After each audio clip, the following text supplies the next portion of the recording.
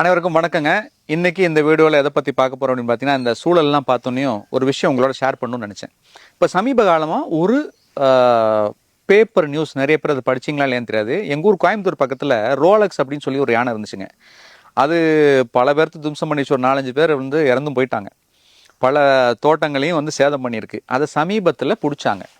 அதை பிடிச்சி ஒரு 10-15 நாள் அவங்க அந்த கூண்டெல்லாம் வச்சு எல்லாம் பழக்கிட்டு ரேடியோ காலர் போட்டு கொண்டு போய் காட்டுக்குள்ளே விட்டாங்க. காட்டுக்குள்ளே விட்டு ஒரு 10-15 நாளுக்குள்ளே அது இறந்து போச்சு. இப்போ இறந்ததுக்குரிய காரணம் என்ன? இப்போ ஏன் டாக்டர் இதை எந்த கதை எங்கிட்ட சொல்கிறீங்க அப்படின்னு கேட்குறீங்களா? இந்த கதை முடியும் போது இதை ஏன் சொல்கிறேன்னு உங்களுக்கு புரியும். ஸோ இனிஷியலாக என்ன நினச்சாங்க அப்படின்னா, அது தடுக்கி விழுந்துருச்சு. ரேடியோ காலர் இருந்தனால அது எங்கெங்கன்னு ஸ்பாட் பண்ணிகிட்டே இருந்தாங்க. தண்ணி குடிக்க போன இடத்துல ஒரு இடத்துல தடுக்கி விழுந்து அங்கே இறந்து கிடந்தது. ஸோ தடுக்கி விழுந்து ஆக்சிடென்டல் டெத் அப்படின்னு சொல்லி எடுத்திருந்தாங்க. ஆனால் போஸ்ட்மார்ட்டம் அட்டாப்சி ரிப்போர்ட் வந்ததுக்கு அப்புறம் சில திடுக்கிடும் தகவல்கள், ஆச்சரியமான விஷயங்கள் என்னன்னு கேட்டிங்கன்னா, அதுக்கு இருதய பாதிப்பு இருந்திருக்கு. இப்போ இல்லை, கொஞ்ச நாளாகவே இருந்திருக்கு. இப்போ அந்த பாதிப்பு தீவிரமடைஞ்சு இருதயத்தை சுற்றி எல்லாம் ப்ளீடிங்கு, அதே போல் நீர் கோர்க்கிறது, இந்த மாதிரி இருந்து அதனால் மூச்சு விட முடியாமல் இறந்து போச்சு அப்படிங்கிறது தான் ரிப்போர்ட்.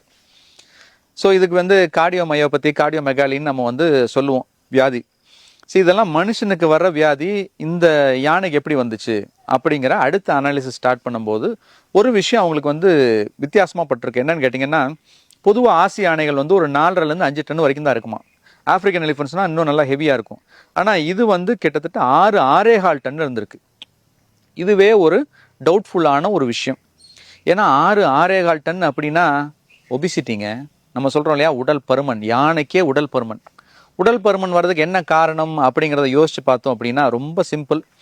ஃபிசிக்கல் இன்ஆக்டிவிட்டி, அதிகமாக உணவு எடுத்துக்கிறது, இது ரெண்டும் தான் உடல் பருமனுக்கு மிக முக்கியமான காரணம். யானைக்கு எப்படிப்பா இது வந்துச்சு? அதுதான் காட்டுக்குள் நடந்துக்கிட்டே இருக்குமானா, இந்த யானை என்ன பண்ணியிருக்குன்னா, நல்ல சௌரியமாக காட்டு பக்கத்தில் ஒரு தோட்டம் இருக்கிற இடமா பிடிச்சிக்கிச்சு. ரொம்பலாம் நடக்கிறது இல்லைங்க. ஒரு 5-6 கிலோமீட்டருக்குள்ளேயே சுற்றி வர்றது. அங்கே இந்த மாதிரி வாழை, கரும்பு இதெல்லாம் போடுறாங்க இல்லையா, இதெல்லாம் போய் சாப்பிட்றது, சந்தோஷமாக இருக்கிறது. இப்படியே அதிகப்படியான உணவு, ஃபிசிக்கல் இன்ஆக்டிவிட்டி, உடற்பயிற்சி இல்லாமல் இருக்கிறது, இல்லை உடல் உழைப்பு இல்லாமல் இருக்கிறது. இதனால் உடல் பருமன் உண்டாயிருக்கலாம். அதனால் இருதய பாதிப்பு உண்டாயிருக்கலாம் அப்படிங்கிறது. இந்த நியூஸை படித்தோன்னையும் யானை இறந்து போச்சுங்கிறது வருத்தமான ஒரு விஷயமா இருந்தால் கூட எனக்கு சொல்ல வேண்டிய கருத்துதல் ஒன்று இருக்குது. நான் ரொம்ப நாளாக சொல்லிக்கிட்டே இருக்கேன், சாப்பிடாதீங்கன்னு. ஆனால் என்னதுங்க, அதிகப்படியான உணவு எடுத்து உடற்பயிற்சி இல்லாமல் இருந்தால் மனுஷனுக்கு இல்லை, யானைக்கே அந்த ப்ராப்ளம் வருது.